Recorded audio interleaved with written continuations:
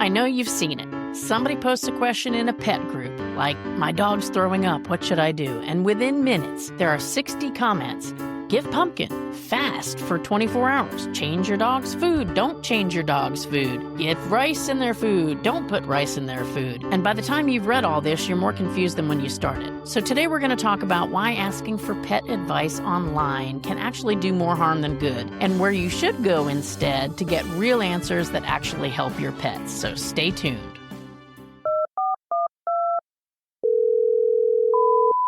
You've reached the Pet Parent Hotline, your lifeline to practical solutions for your toughest pet parenting challenges. I'm your host, Amy Castro, and I'm here to help you cut through the noise and turn expert advice into step-by-step strategies so you can stop chasing your tail and start enjoying life with pets again.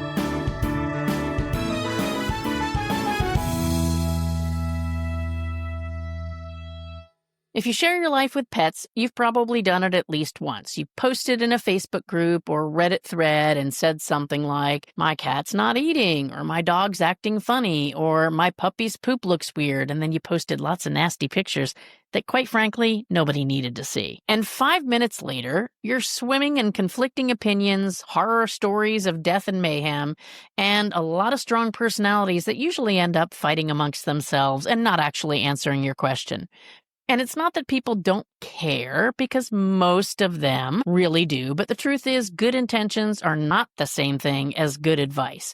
So I want to talk today about why this is such a big issue, not just because misinformation is everywhere, but because it really is changing the way that pet parents are making decisions about their pets' care. And then what I want to do is walk you through what you should do instead, how you can build your own network of reliable voices to find calm in the chaos, because there is a lot of chaos. Anyone who spent any time, like I said, in a pet parent group or in some of the threads on Reddit, it's amazing the questions that people have out there. It's amazing and frightening the advice that is being given that pet parents are following. So let's talk about why you don't want to listen to this advice.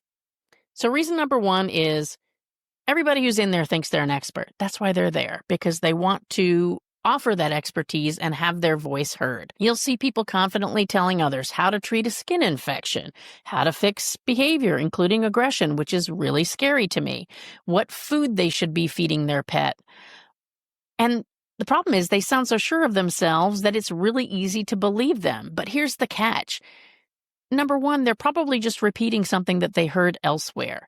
Kind of reminds me of when I used to volunteer at Animal Control, and I would go out to, moms and dads pages or neighborhood groups, and you'd see somebody post about an animal that they found. And then before they even said what they were going to do with the animal, you had 50 comments of people saying, don't take it to Animal Control. They're going to kill it in 3 days, because there was this belief out there that every single animal that came through Animal Control was euthanized after 3 days if it wasn't claimed.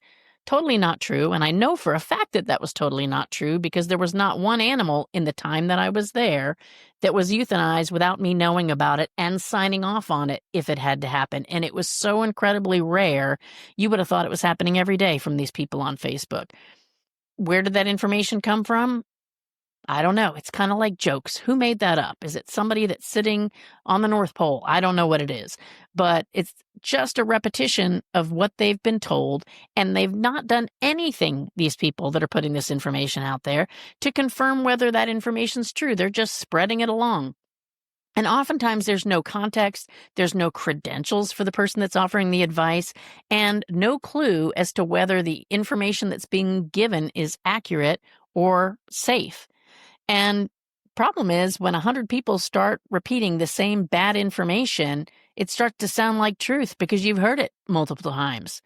And I've seen this happen with everything, like I said, from animal control issues to whether grain-free diets are bad or good, being alpha with your dog, ideas that went very, very viral long before science had anything to say, like, hey, maybe this might not be the best thing for your pet. So here's a key takeaway.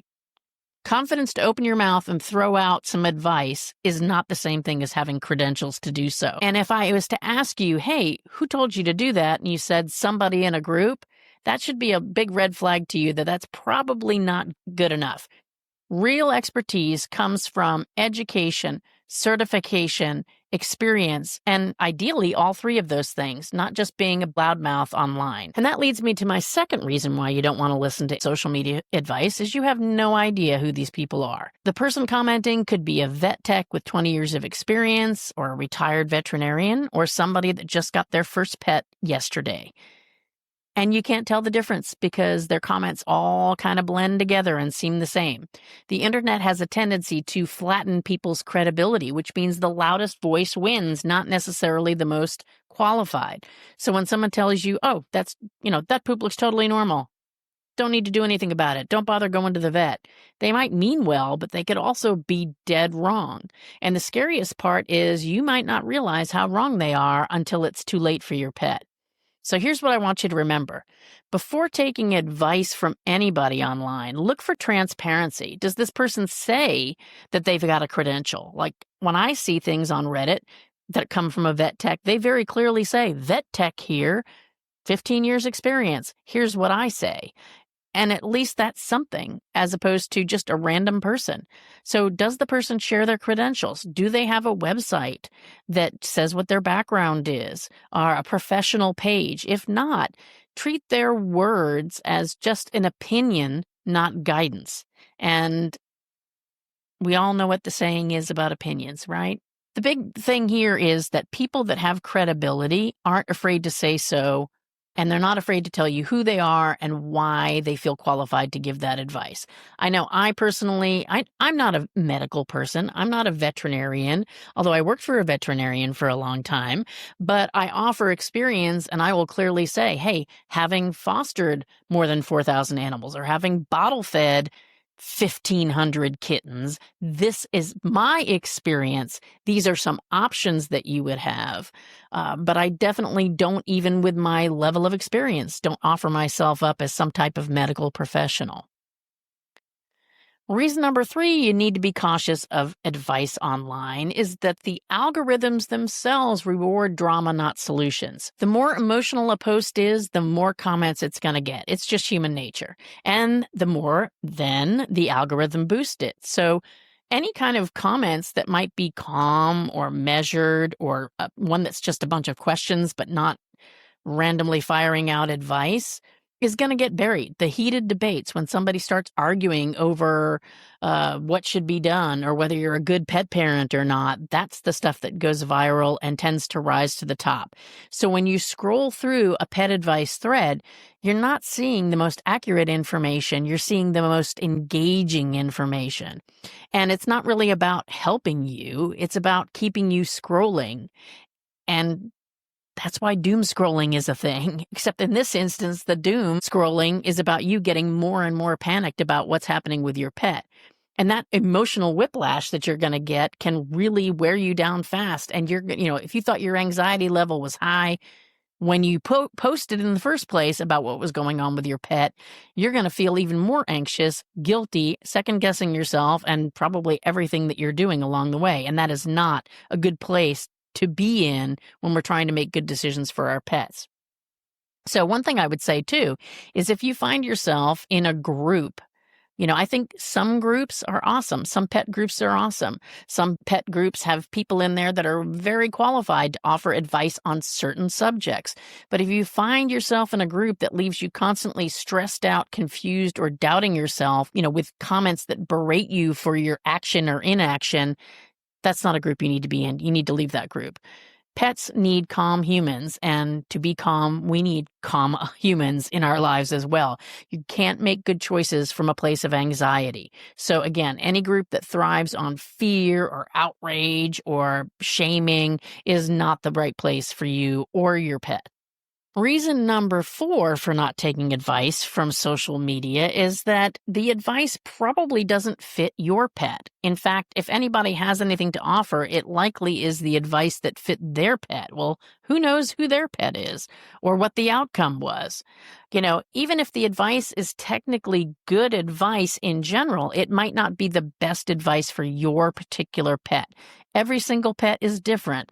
The age is different. The breed is different. The animal's history comes into play. Their current and past health, the environment, where you live in the world, all of that matters. And whether your pet is spayed or neutered matters.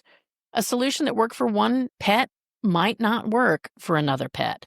And good professionals start by asking questions. And I feel like when I go through and I'm looking at Reddit or I'm looking in Facebook groups and somebody is asking for advice, generally they don't give enough information for anybody to offer advice, even if the person was a veterinarian.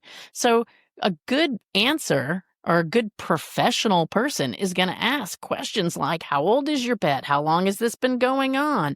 What has changed recently? Is your pet spayed or neutered? Et cetera, et cetera, et cetera. They're going to ask a bunch of questions, and the goal is to look at the why of the problem before they start solving something that they know nothing about. So I can almost guarantee you that if you post a picture of a lump or a bump that your pet has on them and says, should I be worried about this? And you get people that actually tell you, yes, no, it's cancer, it's this, it's that. You shouldn't listen to any of that, because there's no way that they know enough about your pet to make any type of a decision just by looking at a blurry photograph that you posted online. And I think that's human nature. People want to skip the questions and jump right to solutions. And the problem with advice that comes without knowing the context and without having expertise is probably not good advice and is likely going to backfire. So here's the filter. If the person giving advice isn't asking questions first, they don't likely know enough to provide any type of advice or answer. Real experts always lead with inquiry first. Always. And finally, reason number 5 is that bad advice can make things worse fast. People mean well, but sometimes quick fixes can delay your pet from getting real veterinary care that they need, or make behavior issues that you're worried about even worse, or create an incredible safety issue for your children or for your family or for your other pets. The truth is, online advice rarely comes with follow-up or accountability. They're not going to be there when they say, oh yeah, that's your dog playing with your baby, it's okay. They're not going to be there when that dog bites your baby in the face later and you have to get plastic surgery. Okay? If advice doesn't work or it causes a setback in your pet's health or in their behavior, the commenter is not going to be there to help you fix it or to even be there to blame. And that's why asking random people online for their advice just costs you a lot of time, but it can also cost you a lot of money, peace of mind, and the safety of your, like I said, other pets, family, children, etc. And I think too many times people are asking for advice online in an attempt to save money. I don't want to hire a trainer, so I'm going to ask online to see if I can get a quick fix. I don't want to go to the vet, so I'm going to ask online. But I can almost guarantee you that if you've got a serious problem that's serious enough that you are going out online looking for a quick fix, it's probably something that needs professional intervention, not random advice from strangers on the internet. And I know that cost is a real concern, and I'm never going to pretend it isn't. We'll keep covering practical ways to save money safely, but taking risky advice from strangers online can create issues that are much harder and much more expensive to undo later on. We'll be right back. Can we be real for a second? Vet bills can be brutal. One unexpected visit, and suddenly you're choosing between paying your rent or paying for your pet's care. That's exactly why I created the Vet Bill Survival Kit. It's free, and inside you'll find 10 proven ways to save money at the vet without shortchanging your pet. Download your kit today at petparenthotline.com/vetkit. That's petparenthotline.com/vetkit. So what can you do instead? Well, the first thing I would advise is that every pet parent needs what I call the trusted trio. And the trusted trio is not the randos that you find online. These are people that you can reach out to before you resort to posting online for help. So number 1 should be your veterinarian. This is your expert for health, medical issues, and nutrition. And if you don't have a veterinarian, then you're already going to be at a bit of a disadvantage. I think that one of the advantages to going to your veterinarian and seeking routine veterinary care is they get to know you, get to know your pet. So when something comes up, they're going to be more likely to be able to help you, more likely to be able to take your call after hours or on the weekend. So This is why I think it's so important to have an established veterinarian for your pet. It's all fine and good if you want to go get your spay and neuter done at a mobile spay neuter event, or to go and get vaccines someplace where they're cheaper, but realize that saving money there can cost you time, money, and safety in the long run, because you won't have that regular veterinarian to call on. So something definitely to consider is at least have somebody that you go to for your annual care for your pet. The second person that you might want in your trusted trio is a certified trainer or behavior consultant. They're going to be the ones that can help you with real solutions, assuming you've got a good one, for barking or biting or anxiety, you name it. And again, if you have a good qualified trainer or behaviorist, they are going to give you advice that's based on science and lots of experience, not a bunch of guesswork. And then number 3 would be a trusted, experienced friend. Ideally, this would be somebody that knows you quite well in your situation, that knows your pet quite well in your situation, and knows about animals. Maybe it's somebody that does rescue. Maybe it's somebody that used to work for a veterinarian. It's not a replacement for the other two, but at least it's somebody that can be a more reliable source than somebody that knows nothing about you, nothing about your pet, and nothing about animal behavior. So might be the person that you can text at midnight and say, hey, can this wait till morning, or do I need to go to the emergency vet? So may not be able to build this trusted trio overnight, but these are the kinds of people that you want to look for to have in your corner when you've got a situation. You don't need a huge network of people. You just need a handful of people that you can trust, people who are calm, who are qualified and consistent. And if you want to go beyond these 3 and you feel like having a group online would be helpful, find one trusted group, one that's moderated by a professional, by a trainer, by a vet, or by rescue leaders who don't allow chaos and drama. And then leave the anxiety-driven ones, the everybody's wrong but me groups, leave the threads that make you feel like a bad pet parent. You deserve better, and so does your pet. And as far as people to follow online, maybe it's not that you're posting, but you're looking for information in advance. You're going to get a new puppy. Your animal's been diagnosed with cancer, and you want to educate yourself. Look for professionals who teach and don't preach, people that explain the why, not just the what. So look for trainers, vets, nutritionists, behaviorists, the ones who show their credentials and focus on calm, factual information.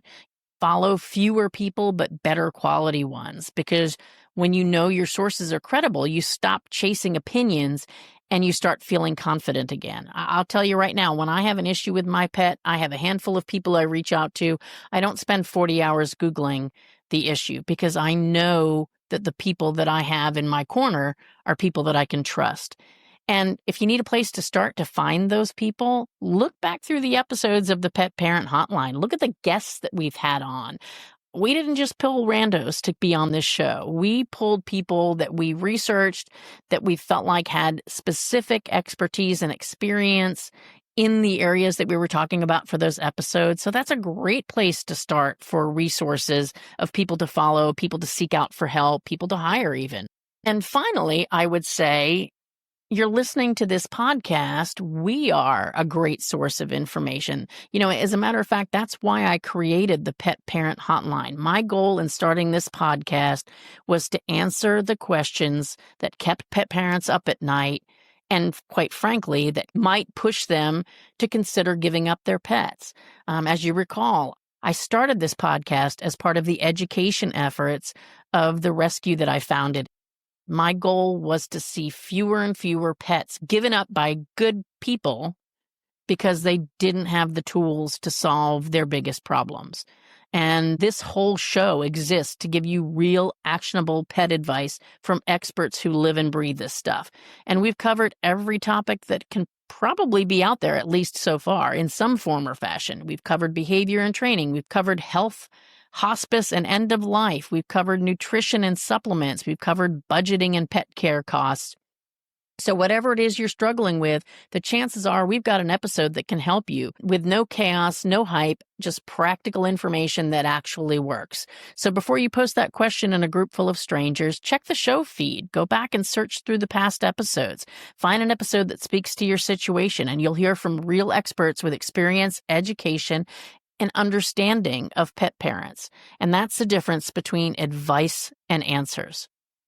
So the truth is, the internet's not the enemy. I use it all the time. It's just incredibly loud and overloaded with lots of information that may or may not be good. But the good part is you get to choose who you listen to. And when you surround yourself with credible voices, you're going to become a calmer, more confident pet parent. And that energy is going to trickle right down to your pets. So if you want to keep learning, come and join us in the Pet Parent Hotline Insiders group on Facebook. This is a drama-free space that I've created where pet parents can ask questions, share their experience, and connect with people and experts who actually want to help. You'll find the link in the show notes or at facebook.com/groups/The Pet Parent Hotline Insiders. And while you're at it, head over to the petparenthotline.com and subscribe. So you're going to get my monthly Pet Parent Playbook blog and links to our weekly episodes so you never miss a topic that you need. If you get an email and it's not something that you are interested in, don't open it, move on. But more often than not, you're going to find a resource and information in there that can help you. We won't spam you. We won't hype things, just calm, credible advice to help you create a happier, healthier life for your pets. And the bottom line is, at the end of the day, your pet doesn't need you to be perfect. Your pet doesn't need you to dig 40 hours looking for the perfect advice. They just need you to be informed, steady, and doing your very best. And we're your lifeline and helpline, here to help you do just that. So take good care, and we'll see you next week. Thanks for listening to the Pet Parent Hotline. If you enjoyed the show, don't keep it to yourself. Text a friend right now with a link and tell them I've got a show that you need to hear, and ask them to let you know what they think. And remember, your pet's best life starts with you living yours. So be sure to take good care of yourself this week and your pets.